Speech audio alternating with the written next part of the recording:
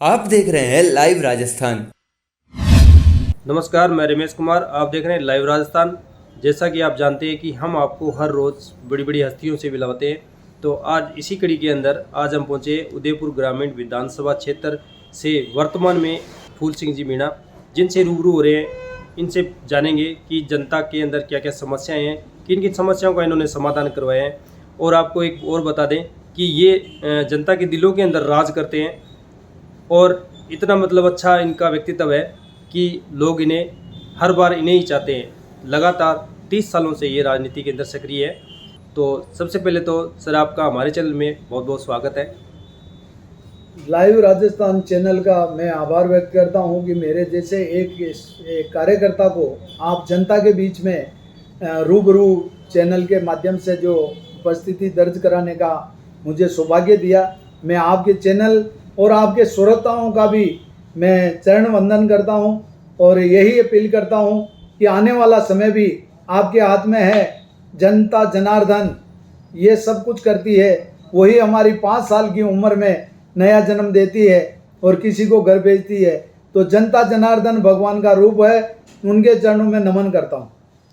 तो सर, आपका जो राजनीतिक परिचय है उसके बारे में थोड़ा सा बताएं।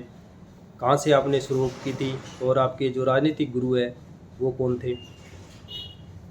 मैं आपको क्या बताऊं, राजनीति का मेरे को कभी भी ऐसा एहसास भी नहीं था कि भाई मैं राजनीति में आऊँगा।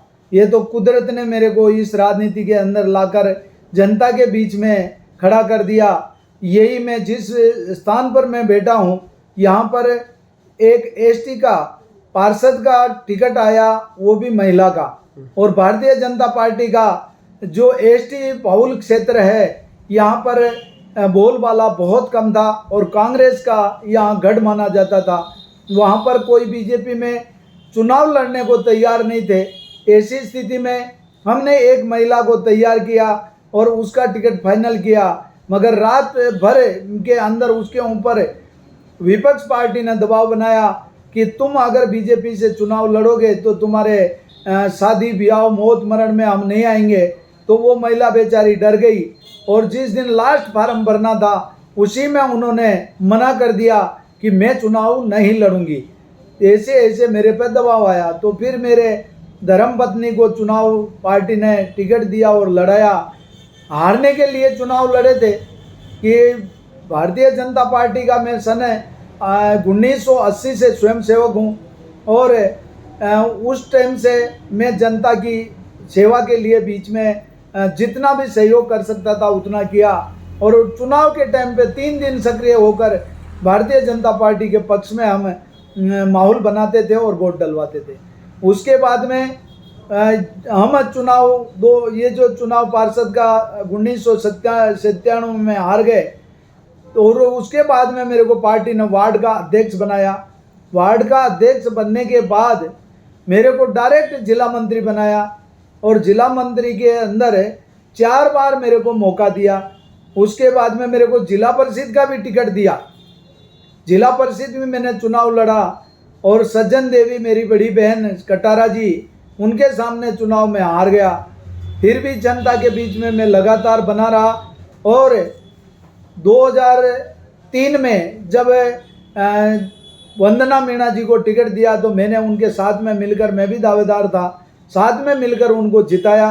2004 में मेरे को जिला परिषद में टिकट देकर चुनाव लड़ाया और वो हारने के बाद में मेरे को यूआईटी का ट्रस्टी बनाया। उसमें भी रहकर मैंने जनता की सेवा की। और फिर 2009 के अंदर 2008 में टिकट नहीं मिला, 9 के अंदर मेरे को पार्षद का टिकट मिला। और यही लोग यहाँ पर मेरे को जो पहला चुनाव हराया, वहाँ पर मैंने रिकॉर्ड तोड़ मत, यहाँ 1164 वोटों से मेरे को यहाँ पर विजय श्री मिली। और इस जनता का जो वास्तव में प्यार और इनका जो सहयोग मिला, उससे मेरे को बल मिला। मैंने कभी सोचा भी नहीं था कि मैं पार्षद बनूंगा या राजनीति में आऊँगा, मगर कुदरत का करिश्मा किसी से छुपा हुआ नहीं है और जो किस्मत में है वो होकर ही रहता है। तो मेरे को फिर 2013 में भारतीय जनता पार्टी एक ऐसी पार्टी है जो वास्तव में एक मजदूरी करने वाला आदमी को इतना सम्मान दिया और पार्षद, वार्ड अध्यक्ष, जिला मंत्री, ट्रस्टी, प्रदेश मंत्री जनजाति का भी रहा। उसके बाद में 13 में टिकट दिया तो जनता ने मेरे को 13,764 वोटों से जिताया। और मैंने आने के बाद में जो ये सोचा कि वास्तव में जनता ने मुझे जिम्मेदारी दी है तो मैं उनके विश्वास पर कैसे खरा उतरूं, तो मैंने जनता के बीच में रहकर उनके बड़े बड़े मुद्दे जैसे पेरा फेरी के अंदर पट्टे दिलाने का है, पानी की व्यवस्था है, सड़कों की है, बिजली की है, अनेक चिकित्सा है, शिक्षा है। उसके अंदर शिक्षा के अंदर जब मैं एमएलए बना तब वास्तव में हमारे भारतीय जनता पार्टी जो ये हमारे भैरू सिंह जी शेखावत साहब थे, तब उन्होंने एक ही आदेश में मिडिल स्कूल पंचायत मुख्यालय पे खोली। और उसके बाद में 2003 में वसुंधरा जी आए तो उन्होंने 10वीं एक साथ खोल दी। और उसके बाद 2013 में हम आए, मैं भी आया, तो शिक्षा के अंदर 12वीं की स्कूलें हमने एक साथ एक आदेश में खोली कि मुख्यालय पर 12वीं तक स्कूलें रहेगी तो बच्चियां भी पढ़ेगी। दूर दराज जाने में दिक्कत आती है, आने जाने का रास्ता नहीं था, वहाँ पर हमने रोड नेटवर्क के ऊपर ज़्यादा जोर देकर उनके आने जाने की सुगम सुविधा उपलब्ध करवाई। उसके बाद में हमने जंगल ज़मीन में रहने वाले लोगों को भी पट्टा दिलवाने का प्रयास किया। और पानी के लिए मुख्यमंत्री हमारी वसुंधरा राजे थी तो उन्होंने मुख्यमंत्री जल स्वावलंबन योजना को चालू किया। जो हमारे गर्मी के दिनों में हैंडपंप सूख जाते थे, उनके अंदर जल स्तर बढ़ाने के लिए जगह जगह पाली बनाकर, टेंचियाँ बनाकर, एनीकट बनाकर और नाड़ियाँ बनाकर पानी का मतलब रिचार्ज करने का हमने फैसला लिया। वो बहुत ही कारगर साबित हुआ। और हमने गौरव पथ भी लागू किया और मिसिंग लिंक के माध्यम से हमने रोड नेटवर्क को ज़्यादा ध्यान दिया। आज वास्तव में शिक्षा के अंदर उस टाइम पर जब मैं 2013 में आया, शिक्षा स्तर बहुत ही कमज़ोर था और शिक्षक भी हमारे पूरे पर्याप्त नहीं थे ताकि बालिकाओं को कैसे शिक्षा मिले उस पर हमने जोर दिया। हमने भर्तियां भी मतलब ये निकाली और कम से कम तो भी हमने 70-80% अध्यापक गांव में दूर दराज में जो जाते नहीं थे वहाँ पर भी हमने स्पेशल वहाँ पर अध्यापक लगाए। और उससे हमारा शिक्षा स्तर बढ़ाने के लिए मैंने एक और नया नुस्खा अपनाया कि हमारे मोदी जी कहते हैं बेटी बचाओ पढ़ाओ आगे बढ़ाओ। तो मैंने भी सोचा कि हमारी बेटियों को आगे बढ़ाने के लिए कुछ करें। तब जब मैं शिक्षा स्तर को आगे बढ़ाने के लिए कुछ बात करता था तो मेरी बेटियों ने मेरे को कहा कि पापा जी आप शिक्षा के लिए इतना बोलते हो तो आपकी शिक्षा कितनी है ये आप अपने आप में देखा। तो मैंने कहा इसमें मेरे को देखने की क्या ज़रूरत है, मैं जनता की सेवा कर रहा हूँ और आज जनप्रतिनिधि हूँ, अच्छा काम कर रहा हूँ, अधिकारी मेरी बात मानते हैं। मगर आपको शिक्षा के अंदर बोलने से पहले आप भी तो देखो कि आप कितने पढ़े लिखे हो। तब मैंने देखा, मैंने कहा ये बात आप कैसे कह रहे हो। बोला कि आपको पढ़ना चाहिए। मेरी बेटियों ने, मेरी 5 बेटियां हैं, पांचों ने मेरे को प्रेरित किया। आज माँ बाप बेटा बेटी को पढ़ाते हैं मगर मेरी बेटियों ने एक यूनियन बनाकर मेरे को इस पढ़ाई के लिए मजबूर किया और ज़बरदस्ती मेरा 10वीं का फार्म भर दिया। और आज मैं लगातार 10वीं पास करने के बाद मेरा भी मनोबल बढ़ा।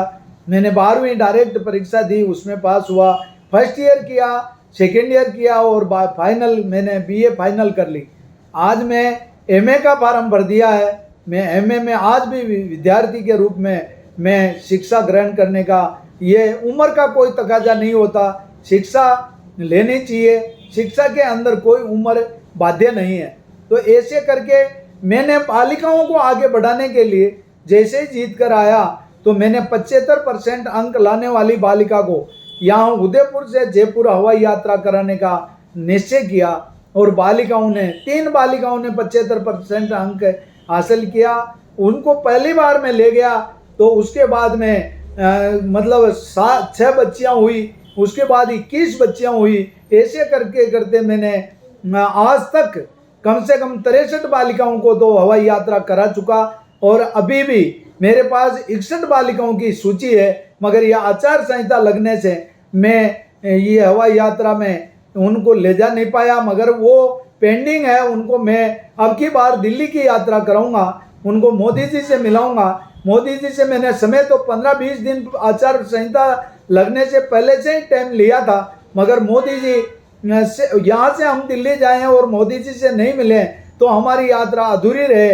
इस वजह से हमने उनसे समय मांगा, मगर ये चुनाव का समय होने की वजह से उनके व्यस्ततम समय में से हमारे को समय नहीं मिल पाया। इस वजह से वो यात्रा हमारी अभी रिजर्व है। उन बच्चियों को मैं ज़रूर यात्रा कराऊंगा, जीतते ही पहले आके वापस उनको दिल्ली की यात्रा कराने के लिए मैं उनको ले जाऊंगा। साथ में हमारे पेरा पेरी के अंदर पट्टे और पानी की जो समस्या थी उसको हमने उठाया, और मैं तो मोदी जी का और हमारे गजेंद्र सिंह जी शेखावत साहब का धन्यवाद देता हूँ। मोदी जी ने हमारे सपने में भी हम नहीं सोच सकते थे कि मंगरू के अंदर टंकियाँ बनेगी, दूर दराज मजरा ढाणी में नल कनेक्शन होगा।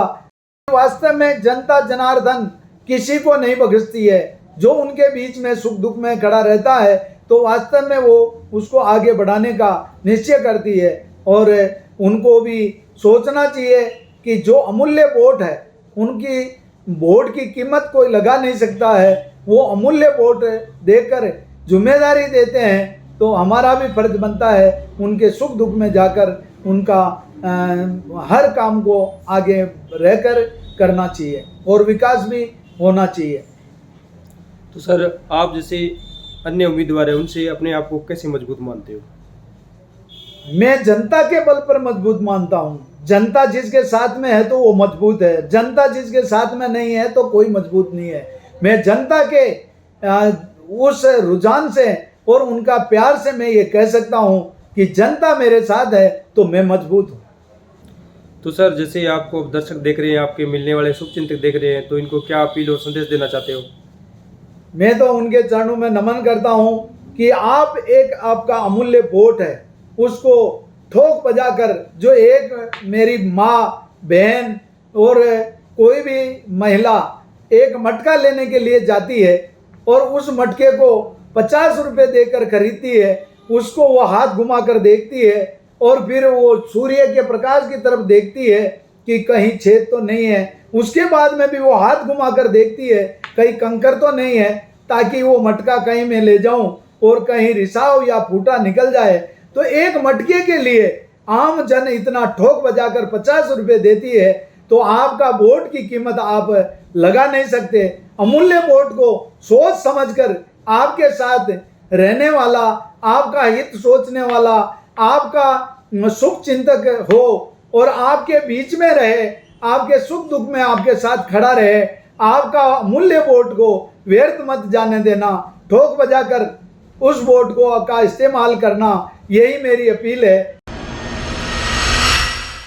आप देख रहे हैं लाइव राजस्थान।